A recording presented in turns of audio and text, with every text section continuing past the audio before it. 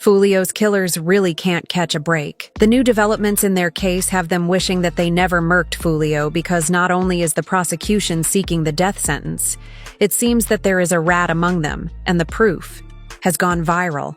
And it was obvious from the start who was going to sell them out. The girl isn't waiving her right to a speedy trial, and they believe she's gonna cooperate. Once you piece the proof together, there's no doubting who the snitch among the killers is. And trust me, it will shock you too. Let me put you on game. Death sentence for Foolio's killers. Foolio's case has the whole drill scene glued to the news. And now the new information coming out of the case is wild. Everyone knew that taking a girl on drill was crazy work. Another thing that everyone knew was that if Foolio's killers were caught, the girl would be the first to fold. And it seems that the internet's predictions have been proven. The legal proceedings in the Foolio murder case have taken a dramatic turn with the state of Florida's choice to seek the death penalty for 3 of the suspects involved on October 7, 2024. Florida State Attorney Susan S. Lopez filed a motion in Hillsborough County Criminal Court announcing the state's intention to seek the death penalty against Isaiah Chance, Shagit, and Rashad Murphy. This ruling underscores the severity of the charges they face, which include first-degree murder, murder conspiracy, and attempted murder. Now here's where the case gets interesting. Curiously, Alicia Andrews, the only female suspect, is not included in the death sentence motion, although some are making the case that she didn't pull the trigger. Her boyfriend, Isaiah Chance, was with her the entire night and didn't pull any trigger but may face the death sentence, so it can only mean one thing: she may be cooperating with authorities. The absence of Andrews from the death sentence motion raises questions about her participation in the crime and the potential deals being made behind closed doors. It turns out that there are already people with insider information, and it seems Alicia is willing to help and has already asked for a speedy trial. Girl isn't waiving her right to a speedy trial, and they believe she's gonna cooperate. Alicia Andrews, who's the girl who's pregnant, she asked for a speedy trial, but the other 3 waived. I guess that means she's cooperating. What many people may not know is that Alicia Andrews has been working from the first day she was put in cuffs. Keep walking. Keep walking. Now turn around. Put your hand behind your back. When this footage of her arrest emerged, the comment section went wild, predicting that she was about to snitch on everyone. That girl walked down so calmly and comfortably, it won't surprise me when she starts singing in the questioning room. One review read, "You know she's going to sing high notes higher than Mariah Carey's. She's going to give up the other 2. Bet your bottom dollar on it." Read another comment, and it seems they were right, because once Alicia Andrews was inside the questioning room, Alicia Keys had nothing on her. Things went south in the interrogation room after she made the first rookie mistake. She answered the cops' questions, according to police records. Alicia Andrews was shown surveillance footage during the interrogation, and she made the fatal mistake of identifying herself in all the video she was seen in. With this information, the prosecution can now show that she was in Tampa during the murder and was at similar locations as the murder victim. But Alicia Andrews didn't just snitch on herself. She roped her boyfriend into her mess. She also gave cops information about her boyfriend. According to police documents, she identified Isaiah Chance as the male driving the suspect car, the Silver Cruise, which was tracking the victim's movements. Alicia Andrews had just handed her boyfriend a life sentence by revealing that he was also hours away from home in a city where the murder victim also was, and admitted that he was driving one of the vehicles that were stalking the deceased rapper. But if you think that the snitching couldn't get any worse, Alicia told the cops that her boyfriend was using her phone to communicate with the other killers in the second vehicle. She had admitted to the cops that her boyfriend was planning the murder using her phone, and with her boyfriend being charged with first-degree murder, Alicia's evidence during interrogation means he is cooked. The surveillance video showed Gadi Z wearing a black hoodie with a distinctive red logo, making it easier for investigators to identify him later. The call detail records confirm that Andrew's phone constantly communicated with Gath's phone, showing a clear link between the two vehicles and their coordinated efforts. The silver Chevy Cruze and the black Chevy Impala that Foolio's killers used went to Truth 18 nightclub, where Foolio was set to make another appearance. Isaiah Chance and Andrews were caught on surveillance video pulling into the club's back parking lot. Chance was seen using Andrews' phone outside the vehicle, further solidifying their connection to the unfolding plot. However, police records reveal that Alicia denied any knowledge of the murder. But she's not a very good liar, as cops revealed that they caught her multiple times during the interrogation. One of the times she was caught lying was when she told cops that she and her boyfriend were at Teaser's Gentlemen's Club and Truth 18 nightclub because they were thinking of going to party inside. She even told cops that the couple went to the club to ask how much it was to get in. However, cops used security footage at the front of both clubs to prove that the two didn't walk up to the club entrances but stayed at the parking lot. But this isn't the worst information. Alicia Andrews told the cops she even went ahead and placed her and her boyfriend at the exact location of the crime scene after tracking Julio Foolio to multiple places. The suspects followed him in his entourage to the home's 2 bedrooms. The silver Chevy Cruze driven by Isaiah Chance and Alicia Andrews made 2 passes by the victims' parked cars before leaving the scene, signaling the black Chevy Impala driven by Sean Gathright and carrying Rashad Murphy and Davin Murphy to move in for the kill. Alicia Andrews admitted that she and her boyfriend were at the crime scene when the murder happened. However, she told cops that the couple was at the crime scene but were only lost and were using the parking lot to turn around, which simply sounds ridiculous. She told cops that they didn't know Fio was at the exact spot. Her latest appearance in court has everyone already worried. From nervously biting her nails and squirming, it's clear that Alicia Andrews is scared. Clearly, she wasn't cut out for this life and might actually cooperate. And it also seems her boyfriend is ready for her to snitch if it means she gets a lighter term.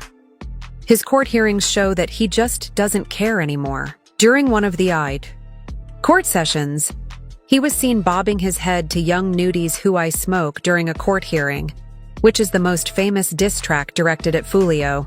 During a court hearing this month, Isaiah Chance appeared to be nodding along to a video posted by his gang, aimed at disrespecting Julio Foolio's gang. The rapper seems to have thrown all caution to the wind. Maybe he has figured that his goose is cooked because all their moves were caught on 4K. And one of the most incriminating pieces of evidence against him and Sean Geit was when they were caught on camera loading bags full of what prosecutors say were guns and ammunition. Interview 5. But dancing to Foolio's diss track isn't the only thing showing these killers have given up, because while in prison, Sean Geit tried to make a run for it in the most hilarious way. According to police records, Sean was placed in an interview room and tried to escape custody by climbing out through the ceiling. He climbed onto a table and tried to take the tiles from the room's ceiling, while Alicia Andrews, Isaiah Chance, and Shagait have all had their moments of madness. Davin Murphy and his cousin Rashad Murphy have also been in the news. But let's start with Foolio's killer, who has a terrifying criminal record and is still at large.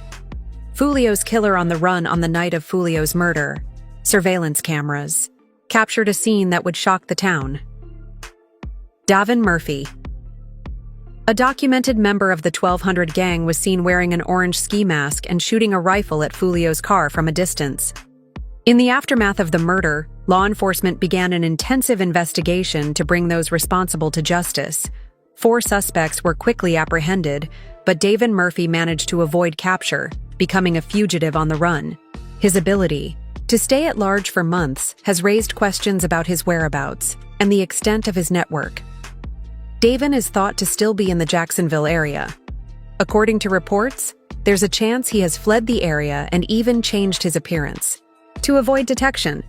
The investigation has been a complex and difficult effort for authorities, with Davin's extensive criminal history, including charges of automobile theft, aggravated assault, and possession of a firearm by a convicted felon.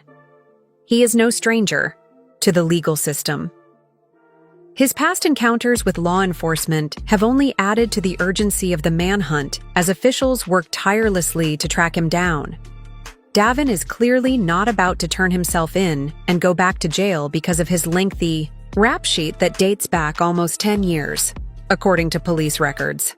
Murphy was charged with car theft in 2015. The following year, he was charged with aggravated assault with a deadly weapon and spent 7 months behind bars. In 2017, he was arrested after leading police on a high-speed chase. He spent 4 months behind bars in that episode. In 2019, he was again arrested, this time for possession of a firearm by a convicted felon, but was released after 6 months, and apart from being caught on camera during Foolio's murder, Davin was recorded by an Airbnb Ring camera at the house the killers had rented for the weekend. Davin Murphy was caught on camera carrying a bag to the parking lot. Although he did not originally exit through the front door, he returned through it, passing the Ring camera. The Airbnb owner later confirmed that there was a back door with no camera, which Davin likely used to escape detection. Isaiah Chance and Shagit were also seen passing the Ring camera multiple times, their moves secretly recorded while at the house. Isaiah Chance took to Instagram to celebrate with an ominous message saying, "Now everybody can move on with life and focus on getting a job, going back to school, and being a full-time mom. 100% full-time college student, the war over with entertainment." Dead, Davin's cousin Rashad Murphy also used his phone while at the Airbnb. Police records also show that Rashad Murphy used Gath's phone to send 2 separate disturbing text messages praising Foolio's death. The first one read, "I'm coming home. My thirst is filled. Pop a bottle of Don Julio today. Murphy." While the second message read, "I'm coming home. My thirst is filled. I love you, Murphy." It turns out that for Rashad and Davin Murphy, their participation in Foolio's murder was personal. Someone from Foolio's crew shot and killed Rashad's little brother. This was none other than Kenny Y. Capps. Spaz, who was shot and killed in August 2018, was Rashad's little brother and Davin's cousin, whose memory was often insulted by Foolio and Song. Tensions began to rise in the stands during a game at the William Marion Rain Senior High School football field in Jacksonville, Florida, in August 2018. Several fights broke out among the onlookers, causing a commotion that drew the attention of school police officers. Among those involved in the altercations was 19-year-old Joe Rod Adams, alias Spaz, who, like his brother and cousin, claimed 1,200 Spaz, was removed from the stadium by school cops due to his participation in the fights as the game ended around 10 p.m. The crowd began to disperse. Among them was Spaz, joined by a 17-year-old boy and a 16-year-old girl. As they walked along a path from the stadium, someone started letting off shots as people scrambled for cover in the chaos. Spaz was shot and killed. The 17-year-old boy and the 16-year-old girl with him were also hit and were quickly taken to a nearby hospital for their injuries. Just days after the killing, the Jacksonville Sheriff's Office made a breakthrough. They arrested a 16-year-old suspect on charges of murder and attempted murder. The 16-year-old suspect was named as Robert Howard alias Kenny Hats. Kenny was originally arrested for second-degree murder in the death of Spaz and 2 counts of attempted murder for the injuries inflicted on the other victims. The case against Kenny, a member of KTA or 6 Block, started falling apart as it went forward. The prosecution faced significant challenges despite the presence of approximately 200 people in the area of the shooting. Finding cooperative witnesses proved difficult. Many were hesitant to come forward, and some who initially gave statements later recanted their testimonies. One key witness who had initially identified Kenny as the SHO later recanted her eyewitness testimony and was arrested for perjury. Another victim who had been wounded in the shooting also recanted his statement and refused to cooperate with the authorities, with the evidence weakened by recanted testimonies and uncooperative witnesses. The charges against Kenny were reduced. The state attorney's office changed the charges against him to manslaughter and aggravated battery. Faced with the new charges, Kenny pleaded guilty. He was sentenced to 5 years with credit for 3 and 2 years already served in jail. In addition to the jail term, he got 10 years of probation, And Foolio couldn't let the murdered relative rest in peace because he decided to do something wild and disrespectful. The rapper Foolio took his disrespect to a whole new level. It's claimed that he was the one who went to Spaz's grave and pissed on it, and now Spaz's brother Rashad is behind bars for his involvement in Foolio's death, and his arrest was the most dramatic. A day after the first 3 suspects were nabbed, SWAT units were deployed to the Collins Preserve apartments. Reports showed that Rashad Murphy had barricaded himself inside the house with a gun to his head on FaceTime with his girl, and was refusing to surrender after a tense battle. Rashad Murphy surrendered just after midnight, ending the dramatic raid. Keep crawling. Hello towards me. With 4 of Foolio's killers behind bars and 1 on the run, it seems the cops might not be done, and the internet is speculating that one popular rapper who was Foolio's top op could be next. According to the internet, this rapper has snitched on himself on several occasions, and his mocking of Foolio's death shows that he had something to do with the rapper's death. Young Ace's role in Foolio's death. Well, Young and Ace has long been known in Jacksonville. We are consistently monitoring those groups. We have people that are always watching them. We don't have an investigation on him right now, but he can't move around in Jacksonville without us knowing about it. Although cops have revealed that they aren't investigating Ace for Foolio's murder, the internet has revealed proof showing that Ace is making blunders and incriminating himself. And even Foolio's mom thinks that there's more arrests on the way. Do you believe more people will be arrested for what happened to your son? Yeah. So more than the 5 that are on the screen right now? According to Foolio's mom, who has been working closely with the cops, it was a paid hit, meaning it's only a matter of time before someone starts talking and the money is tracked back to its source. Do you think it was a paid hit? I do. I do. Ace seemed to confirm that it was a paid hit during an interview on a YouTube show. What's the last thing you invested in?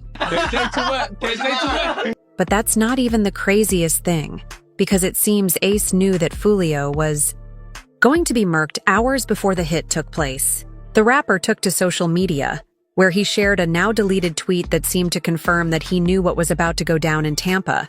That day he came in post-ray. How did he know that Foolio was going to get killed enjoying his birthday? Was it a coincidence? But that wasn't the only accident. Turns out that the killers were trying to get someone in Foolio's camp to drop his location after 4 guys were arrested for Foolio's murder. Police reports showed that the killers used a female to get one of Foolio's friends to drop his position.